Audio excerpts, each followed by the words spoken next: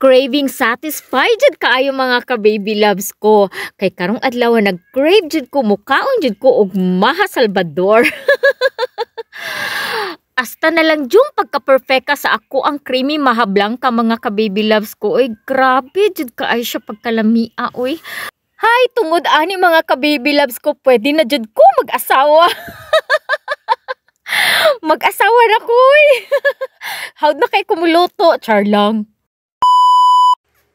Hello mga ka-baby loves na ako. Okay pa ba mo? Syempre, oy, okay pa mo, okay pa gani ko. For today's video, mga ka-baby loves ko, magluto ko og creamy Maha Blanca. Ito lang ang sangkap na gamitin natin mga ka-baby loves ko. Isang pouch na kokomama gata, tapos isang kanak corn kernel, and then isang evaporated milk at condensed milk. Ganito lang kalalaki. And then, kailangan din natin yung cheesy.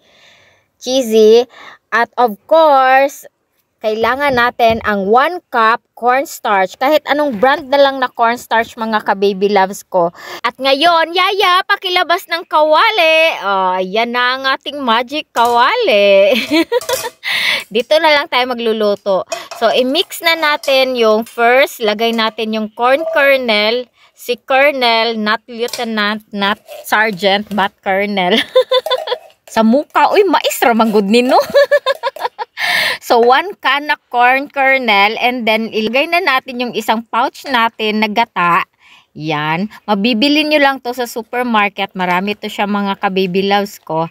And then next is ilagay na natin yung ating evaporated milk. Ganyan nga. And then condensed milk. Yan. So simutin na natin kasi marami pang natira. Nagdikit-dikit. So yan. And then imikos-mekos na natin mga ka-baby loves ko. Mekos-mekos lang natin. Make sure na mahalo natin na mabuti. Pagkatapos nito mga ka-baby loves ko, itabi na muna natin siya. Ay, tabi ka na muna, baby. Tapos kuha tayo ng isang bowl.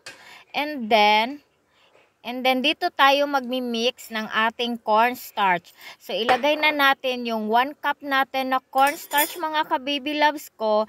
And then maglagay lang tayo sa 1 cup na cornstarch, maglagay lang tayo ng 1/2 cup of water. Yung tap water lang ha, wag yung hot water, tap water lang. Tapos, mekos-mekos natin siya ng mabuti. Make sure na ma-mix well natin yung cornstarch, tapos yung water. Ganyan lang mga ka-baby loves ko. Tapos, bago natin to siya ilunod mamaya, dapat i-mekos-mekos ulit natin para ma-mix siya. Kasi barang magbuo-buo kasi to siya sa ilalim. So, ganyan nga mga ka-baby loves ko, mekos-mekos lang, medyo matigas yung sa ilalim. Oh. So, mag-start na tayo ng luto mga ka-baby loves ko. So, naka-on na ang ating stove. Ilagay na natin yung mixture natin na corn kernel, gatas, tapos yung kukumama natin. So, imekos-mekos lang natin to siya mga ka-baby loves ko hanggang sa malapit na siyang kumulo. Saka na natin ilunod yung ating cornstarch, no? So, mekos-mekos na muna natin to siya. I-enjoy muna natin ang pag-mekos-mekos at saka yung trademark natin na pakembot-kembot. Ganyan lang mga ka-baby loves ko. Habang nagme-mekos-mekos ka, sabayan mo pa ng sayaw.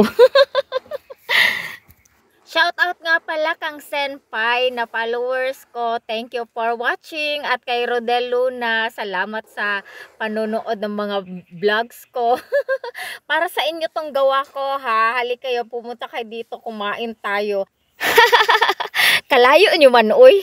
So, eto na, ilagay na natin yung ating cornstarch. So, imikos-mekos muna natin. Make sure na wala na yung buo-buo. Kasi na, parang tumitigas na yan siya sa bandang ilalim. So, imikos-mekos lang natin hanggang maging soften siya pag inahalo na.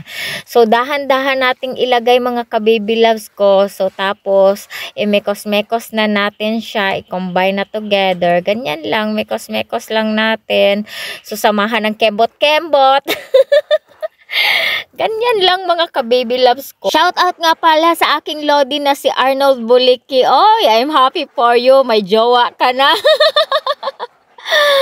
I'm happy for you, Lodi. Hindi na tayo chikahan. At shout out din sa aking kuya na si Kuya Ilo Cabanyes. Kumusta ka na, kuya? Hindi na tayo nagchichika sa phone. Na-miss na kita. Uy, para sa inyo to mga ka-baby loves ko, itong gawa ko, dali punta kayo dito. Pag ganito na yung consistency niya mga ka-baby loves ko, pwede na to siyang hanguin, tingnan nyo.